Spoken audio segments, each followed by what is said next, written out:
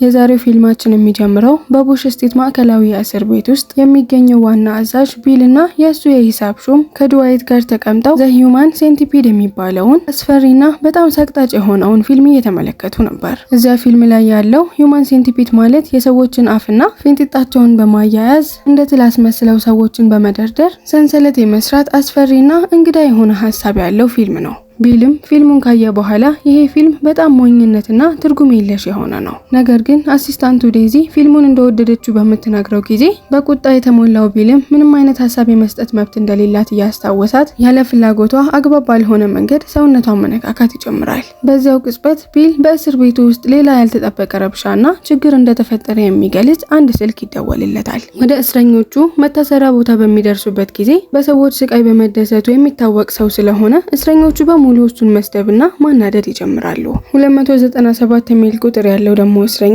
በተለየ ሁኔታ ቢል ላይ በጣም አስፈሪና ዘግናኝ የሆነ ዛቻ በሚሰነዝርበት ጊዜ ቢልም አንተና እኔ በኋላ ላይ ለብቻችን ጉዳያችንን እንጨርሳለን በማለት እርምጃ እንደሚወስድበት ይዝትበትና ጥሎት ይሄዳል። ወዲያው አንድ የጥበቃ ሰራተኛ በሌላ እስረኛ በቢላ መወጋቱን ይሰማሉ።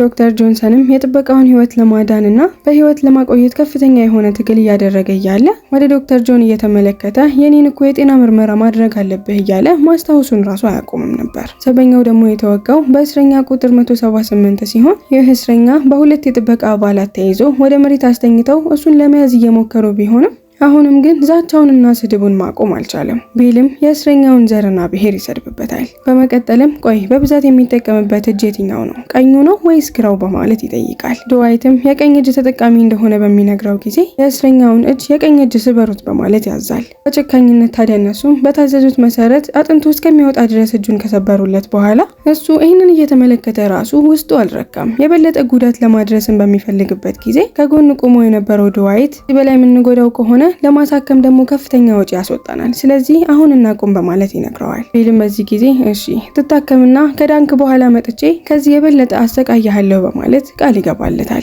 ይህንን ሁሉ ነገር ታዲያ ሲመለከቱ የነበሩት በሴል ውስጥ የነበሩት እስረኞች በሙሉ በአንድ ድምፅ ዛቻቸውን እየደጋገሙ ማስተጋባት በሚጀምሩበት ጊዜ ቢል በጣም በቁጣና በመበሳጨት ኮሊደሩ ላይ ተንበርክኮ ሽጉጡን እየተኮሰ እኔ እኮ ክብር ይገባኛል እያለ ቢጮህም እዛ ውስጥ ካሉት እስረኞች ግን አንዳቸውም ከቁም ነገር አልቆጠሩትም ነበር። በኋላ ላይ ቢል ወደ ቢሮ ውስጥ ከገባ በኋላ በድሮ ዘመን እስረኞች ላይ ይካሄድ የነበረውን የሰቆቃና የእስራት ዘዴዎች መመለስ አለብን በማለት ይናገራል። ድዋይት ድሮ እስረኞች ላይ ይጠቀሙት የነበረው አሰራር አሁን ላይ አይሰራም፣ በምላሹ ሌላ ነገር ብንጠቀምስ እያለ ሀሳብ ለማቅረብ ቢሞክርም ነገር ግን ቢል ጆሮ አይሰጠውም ነበር። በዚህ መሀል ዴዚ አንድ የታሸገ ፓኬጅ ታመጣለታለች። ቢልም ሲጠብቀው የነበረው ልዩ የሆነ ትዕዛዝ እንደደረሰ በሚያይ ጊዜ በጣም ይደሰታል። በመጣለት ካርቶን ውስጥ የነበረው እቃ የሴቶችን የደረቀ የሴትነት መገለጫ ስጋቸውን ነበር በዚህ ካርቶን አሽገው ይላኩለት። እንደተባለው ከሆነ በአፍሪካ የሚገኙ የጎሳ መሪዎች አስደናቂ ጥንካሬ ለማግኘት ይበሉታል ተብሎ ይታመናል። ቢልም ያለምንም ማወላወል አንዱን አንስቶ ይበላዋል። በዚያኑ ቅጽበት ቢል ማን እንደሆነ ከማያውቀው ሚስጥራዊ የሆነ ሰው ስልክ ይደወልለታል። ድምጹም ገዳይ የሆኑ ቡድኖች አንተን ሊገሉ ወደ አንተ እየመጡ ነው በማለት ይነግረዋል። ይህንን በሰማ ጊዜ ቢል በጣም ከመደናገጡ የተነሳ ስልኩን ዘግቶ ጠረጴዛ ውስጥ ጥቅልል ብሎ ገብቶ ሽጉጡን ለማዘጋጀት ይሞክራል። ድዋይት ግን እንደዚህ አይነት አጋጣሚ ሲፈጠር ለመጀመሪያ ጊዜ እንዳልሆነ ስለሚያውቅ ጥበቃዎቹ ጋር በመደወል ምንድነው እየተፈጠረ ያለው በማለት በሚጠይቃቸው ጊዜ እስረኛ ቁጥር 346 በወር አንድ ጊዜ የሚሰጠውን የቤተሰብ ስልክ ጥሪ ቢልን ለማስፈራራትና ፕራንክ ለማድረግ ብሎ ደውሎ ያናገረው እሱ እንደሆነ ይነግሩታል። ቢል እንደገና በተመሳሳይ ቀልድ መሸውዱን በሚያውቅበት ጊዜ በጣም ከመበሳጨቱ የተነሳ ጉሮሮ እስከሚላጥ ድረስ ጮክ ብሎ ይጮሃል። ከዚያ በኋላ ቢል ለጤና ምርመራ ወደ ሕክምና ክፍሉ በሚሄድበት ጊዜ ዶክተሩ ጆንሰን የቢል ልብ ትክክለኛ ምት እንደሌለውና ድምፁ ጥሩ እንዳልሆነ በመንገር የተወሰኑ ምርመራዎችን ማድረግ እንደሚፈልግ ሲነግረው ምክንያቱ ደግሞ በጭንቀት ምክንያት እንደሆነ ሲነግረው ቢል ደግሞ ጭንቀት ለድካሞች የሚሆን ነገር ነው ብሎ ነው የሚያስበው። የዶክተር ጆንሰንን ጆሮዎች በእጁ በደንብ አድርጎ እየጨመቀ ጥሩ ዜና በፍጥነት ማትነግረኝ ከሆነ ከስራ አባርርሃለሁ በማለት ይዝትበታል። ዶክተር ጆንሰንም በፍርሃት ተውጦ ሙሉ ለሙሉ በጥሩ ጤንነት ላይ ነው ያለው በማለት ይነግረዋል። በኋላ ላይ ቢል ቅድም ፕራንክ ያደረገውን እስረኛ አስጠርቶ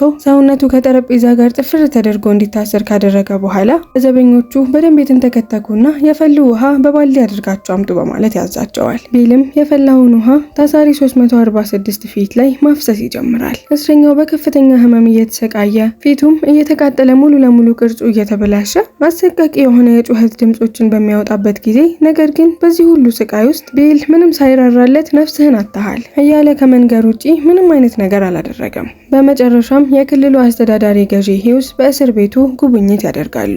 ቢል የሲጋራ ግብዣ በሚያቀርብለት ጊዜ ነገር ግን ሂውስ የኩባ ሲጋራ ብቻ እንደሚያጭስ በመናገር ሳይቀበለው ይቀራል። የሰውየው መልስ ቢልን በጣም ከማበሳጨት የተነሳ ታዲያ ሮጦ በቢሮ አንድ ጥግ የነበረውን የአሜሪካ ባንዲራ ያቅፋል። ሂውስ ቢል እስር ቤቱን የሚያስተዳድርበትን የጨካኝነትና የኃይል መንገድ በመንቀፍ ይህ የራሱንም የስራ እድል እያበላሸው እንደሆነ ይናገራል። በምታደርጋቸው ነገሮች ላይ ለውጥ ማድረግ አለብህ። ከ2 ሳምንት በኋላ መጥቼ እዚህ እስር ቤት ውስጥ ያሉትን ሁኔታዎች በሙሉ ቼክ አደርግና ነገሮች ካልተሻሻሉ ቢልና ድዋይት ከስራቸው እንደሚባረሩ ይነግረዋል። ሂውስ ከሄደ በኋላ ቢል እንደገና በሩን እየዘጋ እቃዎችን እየወረወረ መበሳጨትና ማበድ ይጀምራል። ነገር ግን እንደተባለው አሰራሩን ከማስተካከል ይልቅ እስረኞቹን በሙሉ ወደ ውጭ ያስወጣቸውና በበጋ የነበረውን ጠራራ የሆነ ፀሐይ ቆመው እሱ ላይ እንዲቀቀሉ ያደርጋቸዋል። በመቀጠልም የእስር ቤቱ መቆጣጠር ማማ ላይ ወይንም ደግሞ ታወር ላይ ከተሰቀለ በኋላ ድምጽ ማጉያውን በመጠቀም ሁሉንም እስረኞች እያዋረደና አዲስ ያወጣውን ሕግ ከመናገሩ በፊት ሙልጭ አድርጎ ሰድቧቸው በመቀጠልም እናንተ ላይ ተግባራዊ ላደርግ ያሰብኩት አዲስ የሆነ ቅጣት ካስትሬሽን ይባላል።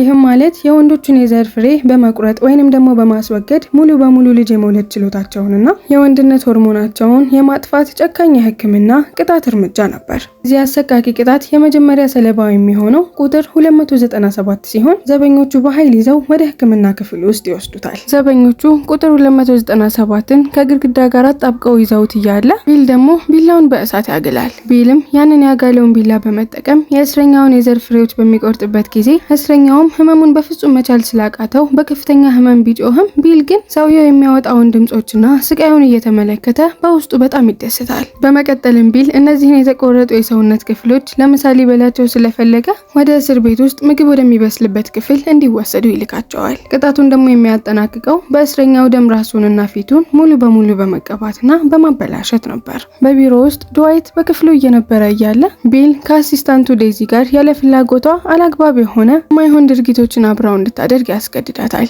ድርጊቱንም ጨርሰው ልትወጣ ስትል ቢል አባቷን ከእስር ቤት ስላስወጣላት ትልቅ ውለታ እንዳለባት በማስታወስ የማይሆኑ ነገሮችን እንድትበላና እንድትውጥ ያደርጋታል። እሷም የአፏን መጥፎ ጣዕም ለማስወገድ ከረሜላ ልትሰጠኝ ትችላለህ በማለት ስትጠይቀው እሱም ማንነቱን የማታውቀውን ከማሰሩ ውስጥ የነበረውን የደረቀ የሴቶች የመገለጫቸው ሰውነት ያለበትን ስጋ አውጥቶ ያበላታል። በመቀጠል ቢል የእስረኛ ቁጥር 297ን የዘር ፍሬዎች ለምሳ ይመገበዋል። ይህንንም ሲያደርግ የተመለከተው አጠገቡ የነበረው የስራ ባልደረባው በድርጊቱ በጣም ተዘግንኖ ወደ ላይ እስከሚለው ድረስ ነበር እዛ ክፍል ውስጥ ሲሸማቀቅ የነበረው።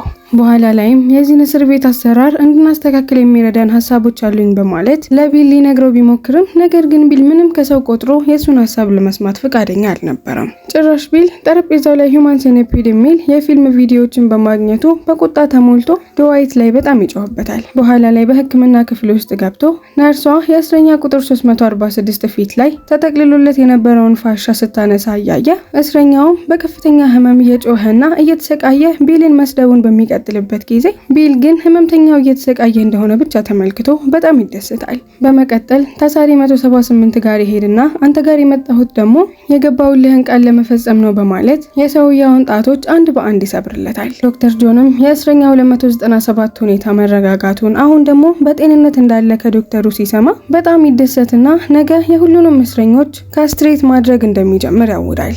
ድዋይት የቢልን እብደትና የእብደት ስራዎችን በሙሉ ችሎ በመታገሱ ዶክተር ጆንሰን እንዴት ስለሆነው ግን እንደዚህ እየኖርክ ያለው በማለት ያደንቀዋል። ዶክተር ጆንሰንም ያለ ሕክምና ፍቃድ የተለያዩ ነገሮችን እንዲሰራ የሚፈቅድለት ይህ እስር ቤት ብቻ እንደሆነና የሚወርድበትን ነገር በሙሉ ችሎ እየቆየ እንደሆነ በዚህ ምክንያት እንደሆነ ያብራራል። በኋላ ላይ እስረኛ 297ን ከእንቅልፉ ነቅንቆ ከቀሰቀሰው በኋላ እሱ ላይ ማፌዝ ይጀምራል። ነገር ግን እስረኛው አሁንም ቢሆን ቢልን አይፈራውም። እንደገና መሳደብና መዛቱን ይቀጥላል። ተስፋ የቆረጠውና የተበሳጨው ቢል ታዲያ ወደ እስረኛው ጋር በመጠጋት ትንፋሹ እስከሚቋረጥ ድረስ አንገቱን ያንቀዋል። ልክ መተንፈስ እንዳቆመ በሚያስተውልበት ጊዜ በፍጥነት ዶክተር ጆንሰንን ይጠራውና በህይወት መልሰው እንዲነሳ አድርገው በማለት ጮኸበት። ዶክተሩም በኤሌክትሪክ ልብ ማነቃቂያ በመጠቀም እንደምንም አድርጎ ልቡ እንዲመታ አደረገው። ነገር ግን ቢል ወዲያውኑ ነበር ሰውየውን እንደገና አንቆ የገደለው። ቢል ክፍሉን ለቆ ከወጣ በኋላ ድዋይት ለዶክተር ጆንሰን ሂውማን ሴንቲፒድ የሚለውን ፊልም እንዲመለከት ይጠይቀዋል። ምሽት ላይ ደግሞ ቢል መጸዳጃ ቤት ወለል ላይ ተኝቶ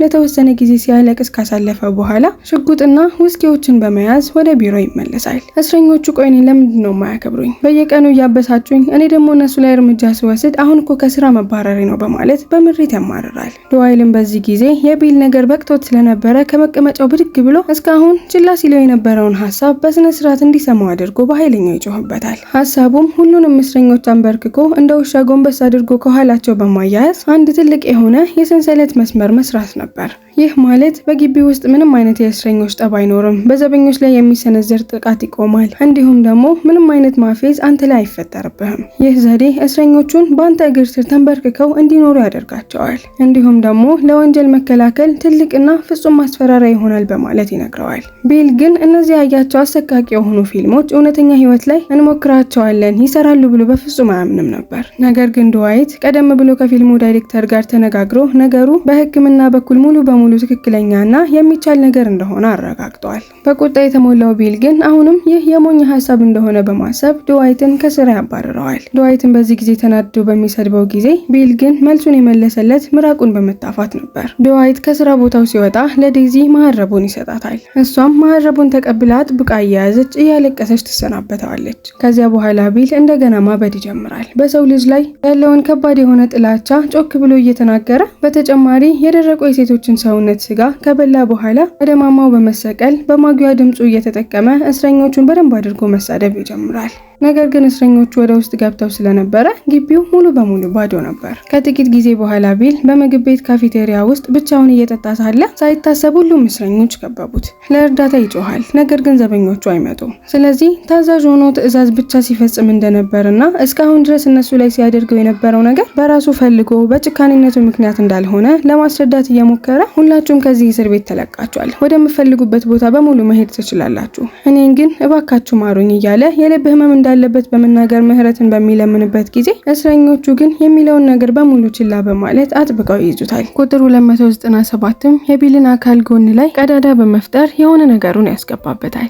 ቢል በከፍተኛ ህመም እየጮኸ ወለሉ ላይ ደሙ ለጉድ ይፈሳል። ታሳሪው 297ም የሚያደርገውን ነገር አድርጎ እስከሚጨርስ ድረስ በቅርብ ርቀት ላይ ደግሞ ሌላኛው እስረኛ ድዋይትን ያለ ፍላጎቱ አላግባብ የሆነ የባለጌ ድርጊት እንዲፈጽም ያስገድደዋል። ሌሎቹ ታሳሪዎች ደግሞ በሚመለከቱት ነገር በጣም ደስ እያላቸው ነበር ሲጮሁ የነበሩት። ከዚያው ቅጽበት ቢል በቢሮ ውስጥ ከዚህ አስፈሪ የሆነ ህልም ባንኖ ይነቃል። በነጋው ዕለት ቢል በቢሮ ውስጥ እያለ ድዋይት የሂውማን ሴንቲፒድ ፊልሞችን እውነተኛ ዳይሬክተር የሆነውን ቶም በቢሮአቸው እንዲመጣ ያደርጉታል። ዶምም ለቢል ሰላምታ ለማቅረብ እጁን በሚዘረጋበት ጊዜ ቢል ግን ምራቁን ይተፋበታል። ድዋይ ግን በተቃራኒው የቶምን የተሳካ የስራ ጉዞና ስለ ስኬቱ እያጣቀሰ ማወደስ ይጀምራል። ወዲያው ዶክተር ጆንሰን ወደ ክፍሉ ይቀላቀልና እስረኛ ቁጥር 297 እንደገና ሌላ የልብ ህመም አጋጥሞት ከሞት ደጃፍ ነው እንዲያገግም ያደረኩት በማለት ለምን እንደቆየ ያብራራል። ድዋይት ይህ ሰው የእስር ቤቱን ሁለገብ እግሮች ወይንም ደግሞ ተንበርክከው እንዲያጎነብሱ ካደረጓቸው በኋላ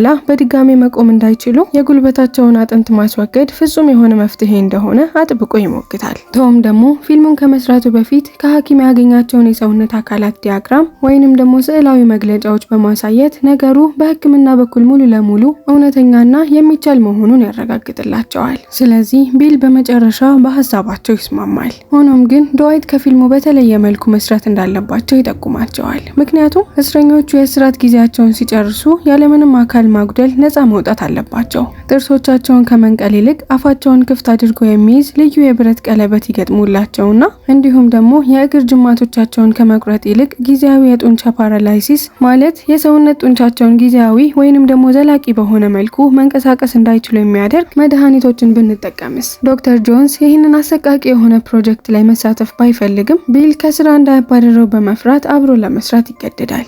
ቶምም አደገኛ የሆነ ሀሳቡን እንዲጠቀሙበት የፈቀደላቸው አንዱን የሰንሰለት ቀዶ ጥገና በአይኑ እንዲመለከት በተደረገው ስምምነት መሰረት ነበር። በስተመጨረሻም ከቢል ጋር ይጨባበጣሉ። ቢል አዲሱን እቅድ ከማወጃችን በፊት እስረኞቹን ፊልሙን እንዲመለከቱት ማድረግ አለብን ብሎ ቢያስብም ነገር ግን ድዋይት ይህንን ሀሳብ በፍጹም አይቀበለውም። ይህንን ካደረግን እስረኞቹን የበለጠ አመፀኛና አደገኛ ነው የሚያደርጋቸው። ስለዚህ እስረኞቹ ስለ ሁኔታው ሳይረዱ ነገሮችን በሚስጥር ማዘጋጀት እንዳለባቸው ያስረዳል። ቢል ግን አሁንም ቢሆን ምክሩን ቸል በማለት በዚያ ዕለት አጋማሽ ላይ እስረኞቹን መጀመሪያውን ፊልም እንዲመለከቱ ያደርጋቸዋል። አንዳንዶቹ በፊልሙ ሲዝናኑ፣ ሌሎቹ ደግሞ በጣም አሰቃቂ በሆነ መንገድ መታገድ አለበት በማለት ያስባሉ። የእስረኞቹ ጩኸትና ቅሬታ በጣም ድምፁ ከፍ እያለ በሚመጣበት ጊዜ ቢል ደግሞ ዝም እንዲሉ ጥይቱን በደንብ አድርጎ ይተኩስና ጸጥ ያስብላቸዋል። በመቀጠል ስለ አዲሱ አሰቃቂ የሆነው እቅድ በሚነግራቸው ጊዜ ድዋይት ቀደም ብሎ እንደገመተው ሁሉም እስረኞች በከፍተኛ ቁጣ መጫጫህ ይጀምራሉ። እስረኞቹ ጥበቃዎቹን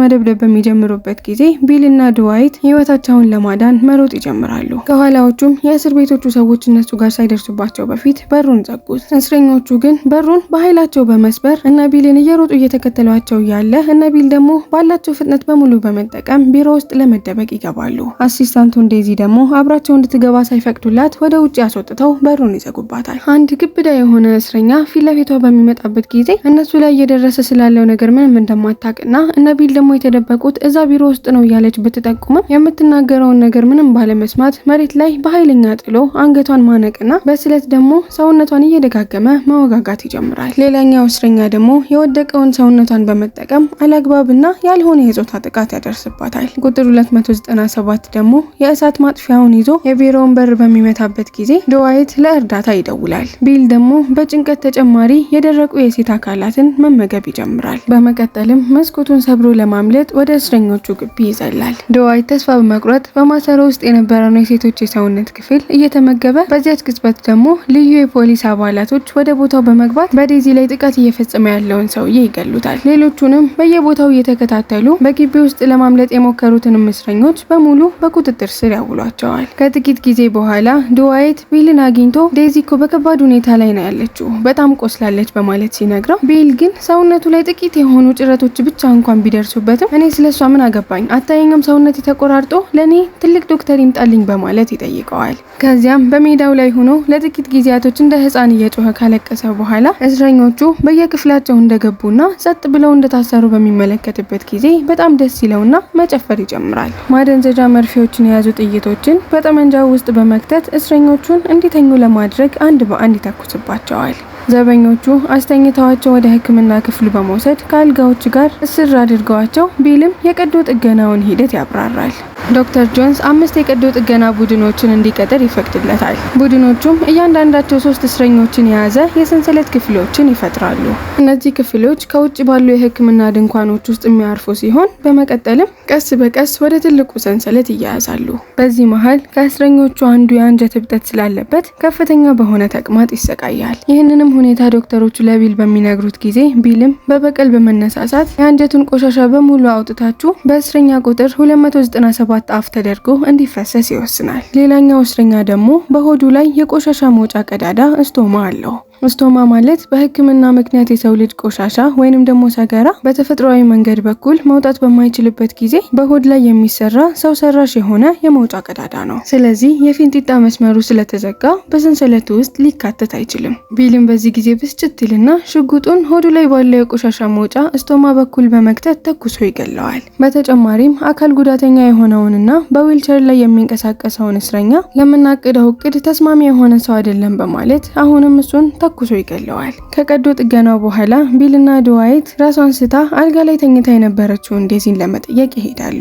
ድዋይት በዚህ ሁኔታ ላይ ሆና ሲመለከታት በጣም ያዝንና እያለቀሰ አሪፍ ወደሚባል ሆስፒታል እንላካትና እዛ ቢያክሟት አይሻልም እያለ ለቢል ቢነግረውም ቢል ግን የተጎዱና የቆሰሉ ሴቶችን ሳይ ስሜቴ ይቀሰቀሳል በማለት እሷን በቅርቡ ማቆየት እንደሚፈልግ ተናግሮ ድዋይት ምህረት እንዲያደርግላት ያቀረበለትን ጥያቄ ሙሉ በሙሉ ቸል በማለት ቢል በዴዚ የተኛ አካል ላይ በመውጣት የሚፈልገውን ነገር በሙሉ ይፈጽምባታል። ከጥቂት ጊዜ በኋላ የተሰበረው የቢሮ መስኮት ተጠግኖ አልቆ እንዲሁም ደግሞ አብዛኛው አብዛኞቹ እስረኞች የቀዶ ጥገና ሕክምናው ተሰርቶላቸዋል። ቢልም በእቃው ላይ የቀረውን የደረቀ የሴት አካል በልቶ ከጨረሰ በኋላ ድሉን በዚህ መልኩ ያከብራል። በመቀጠልም አስተዳዳሪ ገዢ ሂውስ ወደ ቢሮ መጥቶ በሱ ድንቅ እቅድ ምን ያክል ሊደሰት እንደሚችል እያሰበ የገዢውን ድምጽ እያስመሰለ በደንብ በሚታወንበት ጊዜ ድዋይት ግን ይህንን የተቀደሰ ሀሳብ ያመጣሁት እኔ ነኝ በማለት ሊያስታውሰው ይሞክራል። በዚያው ዕለት አጋማሽ ላይ የፊልሙ ዳይሬክተር ቶም ተመልሶ ይመጣል። ቢልም የእስር ቤቱን ግቢና የስራ ሁኔታ በሙሉ ካስጎበኘው በኋላ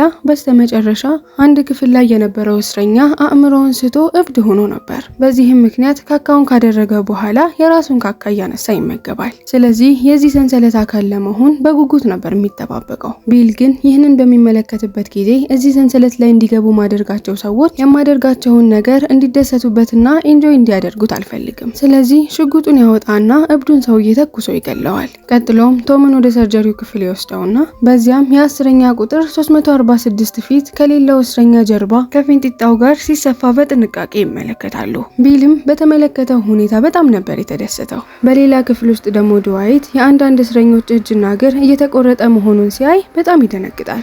ትዕይንቱን ቶምን በሚመለከትበት ጊዜ በጣም ከመዘግነኑ የተነሳ እያስመለሰ ከዛ ቦታ እየሮጠ ይሄዳል። ድዋይትም ማብራሪያ እንዲሰጠው አጥብቆ በሚጠይቅበት ጊዜ ቢል ግን ነገሩ ሰርፕራይዝ እንደሆነ ይነግረዋል። ከጊዜያቶች በኋላ ፕሮጀክቱ በመጨረሻ ተጠናቆ ዝግጁ ሲሆን አስተዳዳሪ የሆነውን ሂውስ ወደ እስር ቤቱ እንዲመጣና እንዲጎበኝ ይጋበዛል። ቢልና ድዋይት ገዢውን ወደ እስረኞች ግቢ ይወስዱታል።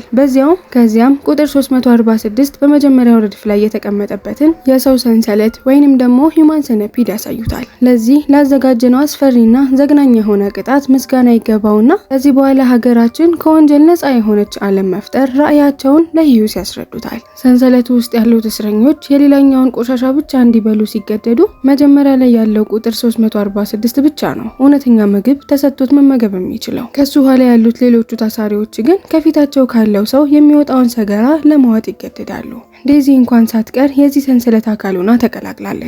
ድዋይት እንደዚህ በማድረጋቸው ምን ያክል ሌላ ጊዜ ለምግብ የሚያወጡትን ገንዘብ እንዴት አድርገው እንደሚቀንስላቸው እንዲሁም ስለ ሌሎች ስለሚያገኙት ጥቅሞችም በሚዘባርቅበት ጊዜ ቢል ይመጣና ከመጨረሻው ሰውዬ የሚወጣውን ሰገራ እንዲያጸዳ ያስገድደዋል። በመቀጠል ቢል ገዢውን ወደ ሌላ የግቢ ክፍል በመውሰድ ያዘጋጀውን ሰርፕራይዝ ያሳየዋል። ይህም ክፍል የተዘጋጀው የእድሜ ልክና የሞት ፍርድ የተፈረደባቸው እስረኞች የፈጠረው የሰው አባጨጓሪ ነው። እነዚህ ሰዎች በጭራሽ ከእስር ቤት መቼም ስለማይወጡ እጃቸውና እግራቸውን በሙሉ ተቆርጦ ይህም ማለት እንደ አባጨጓሪ በሆዳቸው በመሬት ላይ ከመጎተት ውጪ ሌላ ምንም ማድረግ አይችሉም። በእስራት ክፍል ውስጥ ደግሞ አንድ ሰውዬ ጊዜውን ጨርሶ ወደ ቤቱ ለመሄድ እየተዘጋጀ ነበር። ከሰንሰለቱ ውስጥ የነበረበት ቢሆንም ነገር ግን አሁን ነፃ ወጥቷል። የነበረውን ብቸኛ ጠባሳ ሙሉ በሙሉ ለመዳን በአፉና በፊንጢጣው አካባቢ የስፌት መዳን ብቻ ነበር የቀረው። ቢል ይህ ነገር ህብረተሰቡ ሰውየው በሰንሰለቱ ውስጥ እንደነበረ ስለሚያውቅ ወንጀልን ለመከላከል ትልቅ ምክንያት ይሆናቸዋል በማለት ያስባል። ቢል እስረኛውን ምን እንደተሰማው በሚጠይቀው ጊዜ ነገር ግን ሰውየው እንግሊዘኛ መናገር ስለማይችል የማይሆን ቋንቋ በሚቀባጥርበት ጊዜ ተነስ ከዚህ ውጣ በማለት ገፈታትሮ ያስወጣዋል። ሂውስ ግን እስካሁን በተመለከተው ጠቅላላ ፕሮጀክት በአሰቃቂነቱ በጣም ተደንግጦ ከቆይታዎች በኋላ ቢልና ድዋይት በዚህ ድርጊታቸው ምክንያት የሞት ፍርድ እንደሚፈረድባቸው ተናግሮ ይወጣል። ቢል ይህንን ሲሰማ ተስፋ እየቆረጠ ሽጉጡን አውጥቶ ራሱ ላይ በመተኮስ ራሱን ለማጥፋት ያስብና ከዛ በኋላ ደግሞ ይህንን ሀሳብ ያመጣው እሱ ለምንድነው የመጀመሪያ ራሴን ማጠፋው በማለት ሽጉጡን አዙሮ ወደሱ ሊተኩስበት ሲል በዚያው ቅጽበት ዶክተሩ እዛው ክፍል ይመጣና እነሱን ለማናገር በሚሞክርበት ጊዜ ቢል ወደሱ ይዞርና ተኩሶ ይገድለዋል። ቀጥሎም ወደ ድዋይት ይዞርና ልክ እሱንም ሊጨርሰው ሲል ወጥቶ የነበረው ሂውስ በሩን ከፍቶ ወደ ውስጥ ይገባና ይሄ እስከዛሬ ድረስ አሜሪካን ሲያስፈልጋት የነበረው አሰራር ነው። ይህንን ሀሳብ ለህዝብ አስተዋውቀውና ይህንን ሀሳብ ወደ ዋሽንግተን ዲሲ በመውሰድ የወደፊት የሀገሪቱ ፕሬዝዳንት ለመሆን አዲስ እቅድ እንዳለው ይገልጽላቸዋል። ገና ሂውስ ይህንን ተናግሮ ክፍሉን ለቆ እንደወጣ ድዋይት ይህንን ሀሳብ እኮ ያመጣሁት እኔ ነበርኩኝ በማለት በድጋሚ ሀሳቡ ከሱ እንደመነጨ ለማስታወስ ሲሞክር ቢልም በዚህ ጊዜ አቅፈውና አንተ በጣም ጂኒየስ ነህ በማለት ካሞገሰው በኋላ ሽጉጡን አውጥቶ በጀርባ በኩል ተኩሶበት ይገለዋል። ከዚያ በኋላ የሽጉጡ ላይ ያለውን አሻራ በደንብ አድርጎ ወልውሎ ራሱ ድዋይት ዶክተሩ ላይ እንደተኮሰ ከዛ በኋላ ደግሞ ራሱ ላይ ተኩሶ እንዳጠፋ በማስመሰል የሆስፒታል ክፍሉን ለቆ ይወጣል። ከጥቂት ጊዜያቶች በኋላ ቢል ሙሉ በሙሉ ልብሱን አውልቆ ራቁቱን በመሆን እዛ ማማ ላይ ቆሞ በሜጋፎኑ አድርጎ እየጮኸ በግቢ ውስጥ ያሉትን የሰው ሰንሰለት በሙሉ እያየ ይደሰታል። የዛሬው ፊልማችን ይሄንን ይመስል ነበር። ከተመቻችሁ ሰብስክራይብ፣ ያልተመቻችሁ ነገር ካለ ደግሞ ኮሜንት ላይ አስቀምጡልኝ።